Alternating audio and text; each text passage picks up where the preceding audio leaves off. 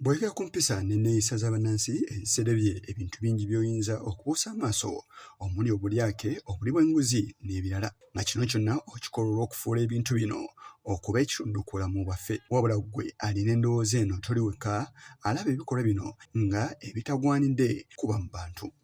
Weeyungiddwako n'abamu ku bakiise mu kikolebwa ng'olukulu abalina ebirala ebiwerako bye balambise. Omuntu ayinza okutwala ssente nga tezaabadde ze zaabadde za gavumenti zakola mirimu gya gavumenti naye n'asalawo azirye ng'alinga agamba nti tebalimanya. Omuntu n'atunula naga nti muli mu ofiisi ndimu bw'omu ate balintegeera ddi. Naye ekiseera bwe kituuka era bivaayo.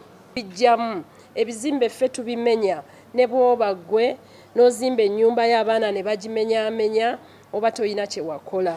N'olwekyo moral infrastructure nti ffe ffennyini bannayuganda tuzze okwongera okubakubiriza nti gavumenti buli kyezimba ne bwe kaba katono katya kasobola okumala nga tukaagala nga tukalabirira. Bano tebakomyeko balina ne we basonza olunwe nti emize gino we gitambulira. 20 trillion 20 zibula buli mwaka bazibba era ffe tuzibba abannayuganda ate bajeti yaffe ebeera roughly mu trillion 45 ekitegeeza nti half ya budget tujibba. Bwe tuba tumaze okubba esente ezo eggwanga lyaffe tuba tulizza mabega. Tulina okukola n'amaanyi ffenna era nga twogerera ddala ku kigambo kino ekya ethics and morality. And it cannot be left to everybody.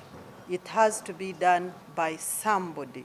And that somebody should be the parent, the teacher, so that eventually when the child or is a grown-up, he or she is a complete person, and he doesn't have to be taught what to do and what not to do by police, by legal entities, that morals should happen spontaneously because they were given attention right from childhood. Abakiise bano be bamu ku abo bakola ekibiina ekitaba abakiise mu kikolebwa ng'olukulu ekitunuulira empisa, enneeyisa n'obuntubulamu mu ggwanga era nga bakulira omubaka Dr. James Nsaba-Butuulo. Okusinza ku Nsaba-Butuulo agamba nti empisa ezoonoonese mu bannansi kye kibawaliriza okuteeka olukungaana luno ng'emu ku nkola ez'okwefumintiriza n'okusala amagezi ku kyekigwanidde okukolebwa okulaba nga Uganda edda ku mulamwa. Abantu ab'enjawulo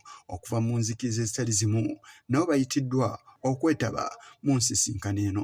Obugaga obwe bubeere nti bwaffe ffenna, ensi yaffe ebe ensi ey'amaanyi nnyo ng'erina ekitiibwa ng'efugibwa bulungi.